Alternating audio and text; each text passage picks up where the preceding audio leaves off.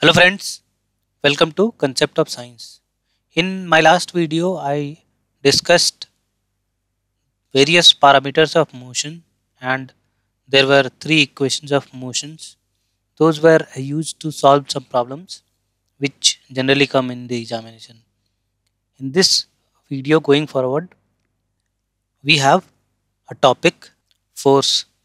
The word force generally denotes a push or a pull.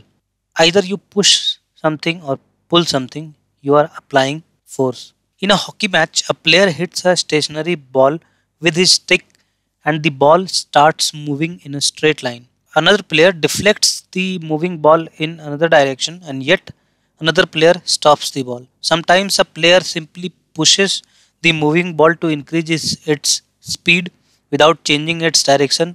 In all these cases, the player apply force with their sticks. Thus, we can say that force produces change in a body's state of rest or uniform motion in a straight line. This is the basic understanding of force. There are different types of force. I'll be mentioning a few which are important and which are asked in examination. Gravitational force. Now we are all aware of the force which pulls us towards the earth. This is called gravitational force.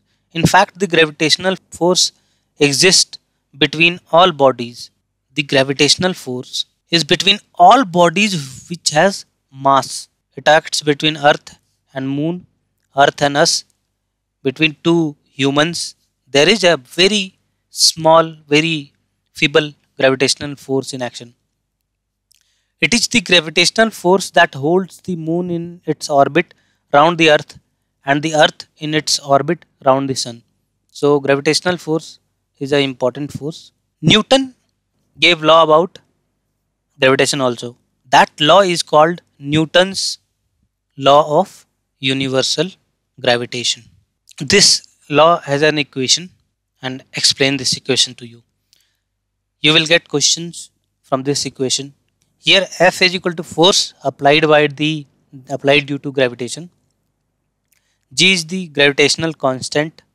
The value of gravitational constant is 6.67 into 10 to the power minus 11 in SI units. Here M is the mass of the body 1, M2 is the mass of the body 2 and R is the distance between M1 and M2. Just remember this formula. This value will be provided in the question. This formula can be used to you are required to find the gravitational force between two bodies and masses are given and the distance between them is given. Then you can easily calculate the force acting between them. This is very weak force. Consider that. Sometimes they ask us to arrange the forces according to their strength. Now there is another type of force which acts on bodies. It is called centripetal force. For a body to move in a circle, there must be a force on it directed towards the center. Suppose this is moon, this is earth. Now moon is moving in this direction, right?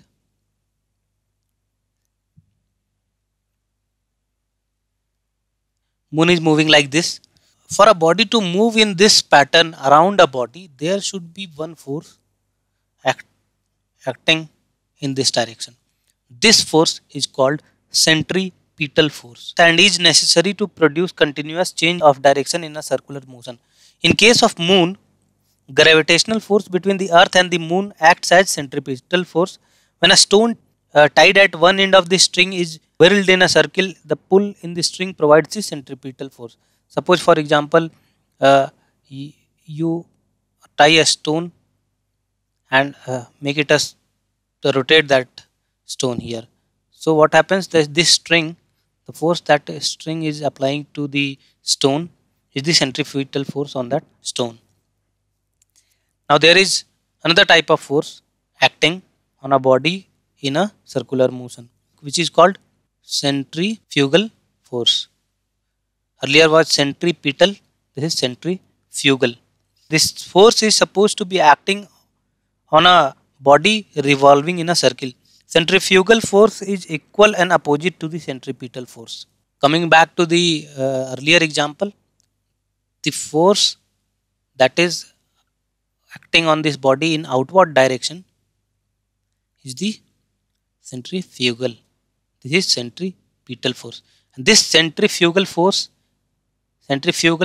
is equal to centripetal force, and that's why moon is rotating in a fixed path. If centrifugal force is more, the body will move away. If centripetal force is more, the body will collapse into the earth, right? Now move on to the next type of force, weight. Yes, weight is also a type of force. The weight of our body is a force with which the earth attracts the body towards its center.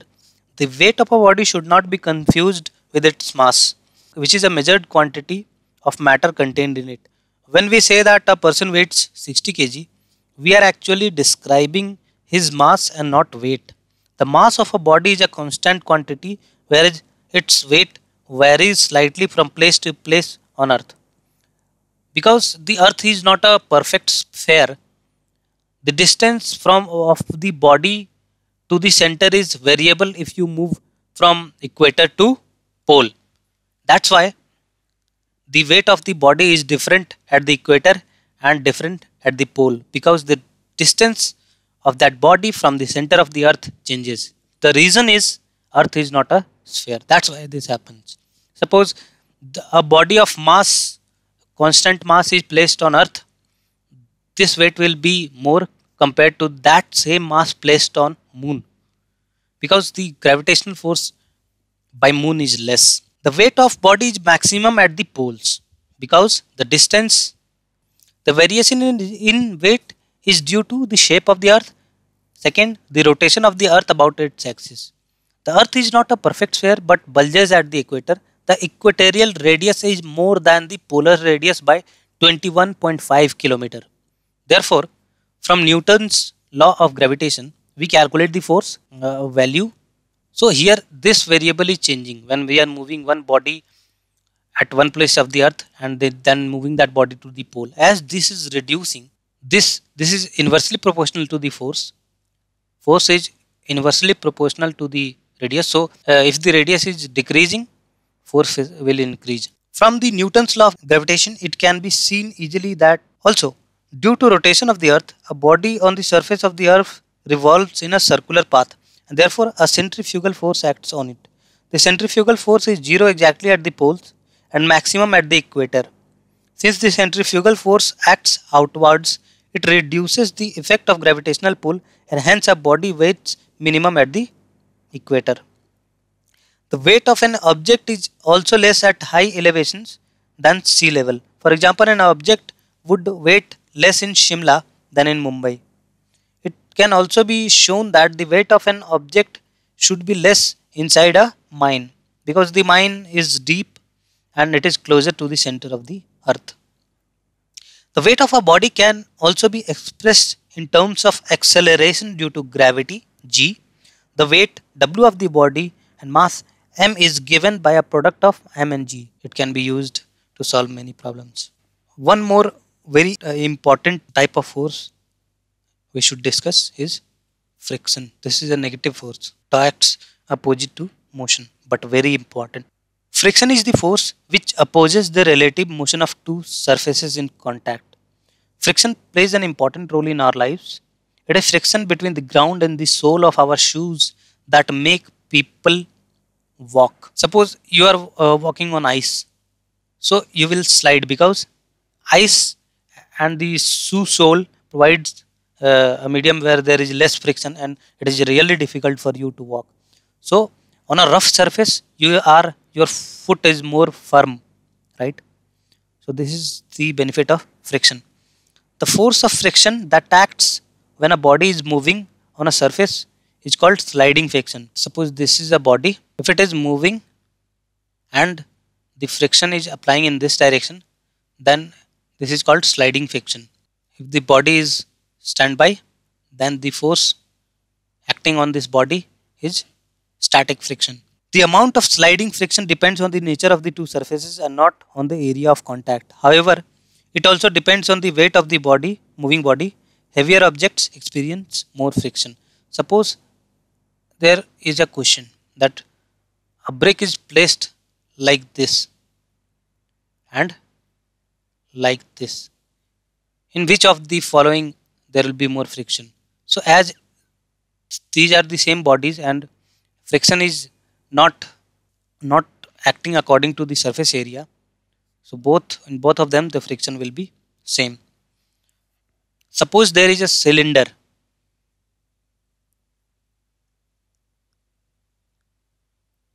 Suppose there is a cylinder on a ramp like this. When a cylindrical or spherical body rolls over a surface, the force in motion is called rolling friction. For the same pair of material, rolling friction is much smaller than sliding friction.